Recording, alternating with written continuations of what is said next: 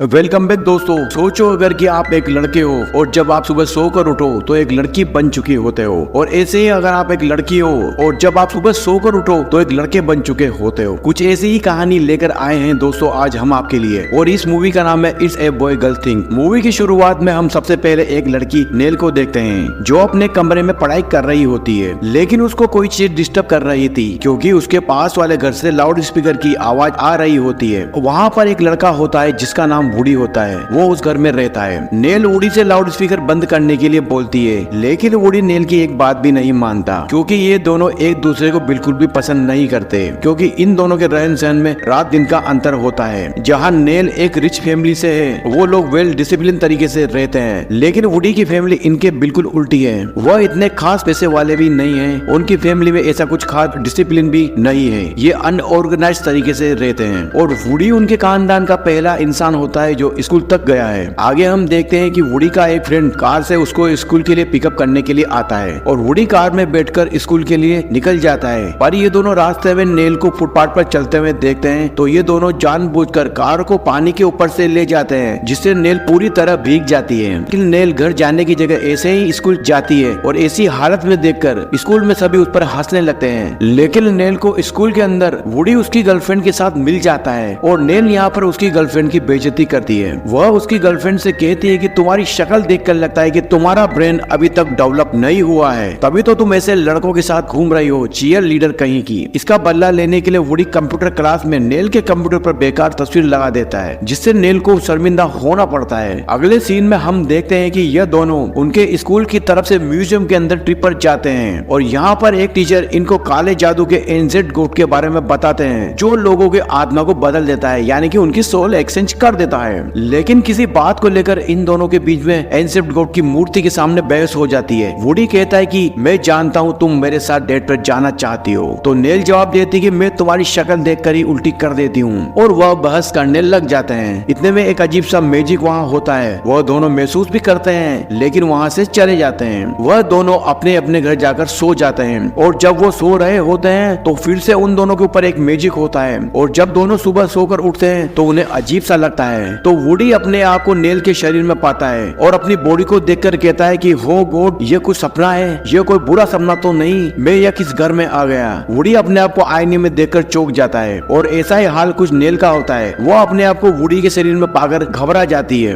वह दोनों खिड़की पर आकर एक दूसरे से बात करते हैं कि लगता है कि हमारी सोल एक्सचेंज हो गई है, हमें बात करनी होगी। और वुडी जो नेल की बॉडी में होता है इसलिए वो लड़कों के अंदाज में चलती है और वैसा ही बर्ताव करती है, और ऐसा ही हाल नेल का भी होता है। उसके बाद लड़के का शरीर होता है, फिर भी वह लड़कियों की तरह बर्ताव करती है। और जब ये दोनों स्कूल में मिलते हैं तो एक दूसरे से झगड़ा करते हैं, एक दूसरे पर आरोप लगाने लगे, तुम्हारी वजह से ये सब हुआ। वुडी कहता है कि तुम जल्दी से बताओ मुझे मेरा शरीर कैसे मिलेगा, मुझे तुम्हारे शरीर में बहुत ज्यादा अनकंफर्टेबल फील हो रहा है। तब नेल बोलती है कि मुझे भी तुम्हारे शरीर में कुछ खास मजा नहीं आ रहा, और तुम्हारी मोम तो इतनी जोर से चिल्लाती है कि मेरे कान के पर्दे फट गए। यह कहकर नेल रोने लगती है, तो वो कहती है प्लीज मुझे मेरा शरीर वापस दे दो। तो वुडी कहता है कि रो मत, तुम चिंता मत करो, ये सब 24 घंटे में वापस सही हो जाएगा, मुझे ऐसा लगता है ये कोई वायरस की वजह से हुआ है। तब नेल कहती है ओके ठीक है। और अगले सीन में दिखाया जाता है कि क्लासरूम में टीचर नेल से कुछ क्वेश्चन पूछती है, लेकिन उसके शरीर में तो वुडी होता है, वह कुछ भी जवाब नहीं दे पाता और नेल की बेइज्जती हो जाती है। और नेल वुडी से कहती है कि तुमने तो मेरी इज्जत का कचरा कर दिया, और अब देखो मैं तुम्हारी इज्जत का कचरा कैसे करती हूँ। नेल जो कि वुडी के शरीर में थी वह कैंटीन में लंच करने के लिए जाती है, तभी वहाँ वुडी की गर्लफ्रेंड आ जाती है जो उसे नाइट को उसके घर पर बुलाती है और कहती है कि आज मेरे घर पे कोई नहीं है, क्या तुम आ सकते हो। तो वह अनकंफर्टेबल हो जाती है क्योंकि वह वुडी के शरीर में नेल ही तो थी, और वहाँ से चली जाती है। अब अगले सीन में दिखाया जाता है कि वुडी का दोस्त उससे कहता है कि आज हमें फुटबॉल खेलने जाना है, लेकिन वुडी को क्या पता कि ये वुडी के शरीर में तो कोई लड़की है। तो वह उसको बोलती है कि आज मुझे कहीं और जाना है, मेरे मीटिंग फिक्स है, इसलिए मैं आज नहीं जा सकता हूँ। तो वुडी का दोस्त बोलता है ये कैसी बात कर रहा है तू वुडी, आज अपन को मैच खेलने जाना ही पड़ेगा वरना कोच अपनी वाट लगा देगा। उसके बाद नेल को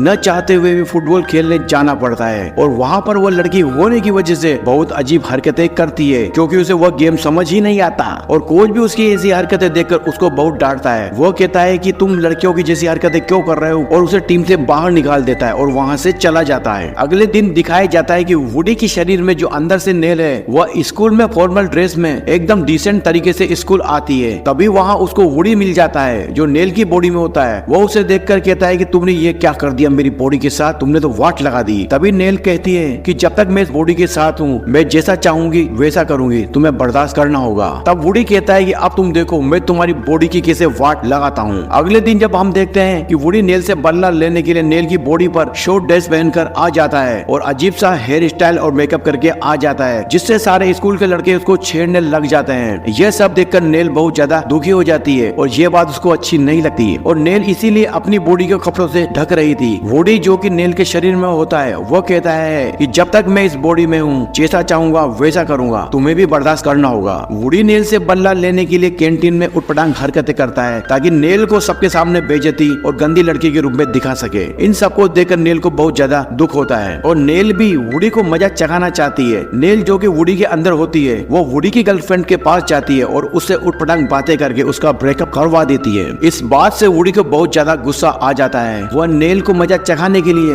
एक लड़के के साथ चली जाती है ताकि उसके साथ वो नेल की बॉडी की वर्जिनिटी लूज कर सके, लेकिन था तो अंदर से लड़का ही, इसलिए उसे अनकंफर्टेबल फील होता है और वो वहाँ से भाग जाता है। अगले दिन नेल जो कि वुडी की बॉडी के अंदर है वो वुडी के दोस्त के साथ कार में जा रही होती है और वुडी का दोस्त बोलता है कि यार तुझे पता है नेल ने उस लपंगे लड़के के साथ एक रात गुजारी है, और यह बात पूरे स्कूल में फैल जाती है जिससे नेल को बहुत ज्यादा बुरा लगता है और वह रोने लगती है। और जब वह दोनों मिलते हैं तो नेल जो कि वुडी की बॉडी के अंदर है वो वुडी से कहती है कि तुमने मेरे साथ ऐसा क्यों किया। तो वुडी कहता है कि तुमने भी तो मेरा ब्रेकअप करा दिया, मैंने तो सिर्फ एक रात ही किसी के साथ में गुजारी है। तब नेल बोलती है कि तुमने मेरी जिंदगी खराब कर दी, कि यह मेरे लिए एक स्पेशल रात होती है, यह रात तो सिर्फ मैं अपने सच्चे प्यार के साथ गुजारना चाहती थी। यह बात सुनकर वुडी भी इमोशनल हो जाता है। वह उसको सच्चाई बता देता है कि ऐसा कुछ भी नहीं हुआ था। तब नेल कहती है कि इस बात को तुम सबको कैसे समझाओगे और कैसे विश्वास दिलाओगे। तब वुडी उस लड़के के पास कंफर्म कराने के लिए जाता है कि उसने कुछ नहीं किया है, लेकिन उसके पास लड़की का शरीर था इसलिए वो उसके सामने कमजोर पड़ जाता है। तभी अचानक वहाँ नेल आ जाती है जो वुडी की बॉडी के अंदर होती है। वह वहाँ आकर उस लफंगे लड़के की पिटाई करती है और उससे सच्चाई कबूल करने के लिए कहती है। फिर वह लफंगा लड़का सबके सामने सच्चाई कबूल करता है कि मैंने इसके साथ कुछ भी नहीं किया। उसके बाद वो कहीं बैठकर आपस में कुछ बात कर रहे होते हैं। तभी उन्हें एकदम से याद आता है कि ये सब होने से पहले वो आखिरी बार कहाँ मिले थे। तब उन्हें काले जादू वाले उस एंशिएंट गॉड की याद आती है। वह दोनों म्यूजियम जाकर उस एंशिएंट गॉड की मूर्ति के सामने कहते हैं कि हम दोनों ने लड़ाई झगड़ा करना बंद कर दिया है, हम दोनों दोस्त बन गए हैं, प्लीज आप हमें पहले जैसा बना दो। लेकिन कुछ भी नहीं होता।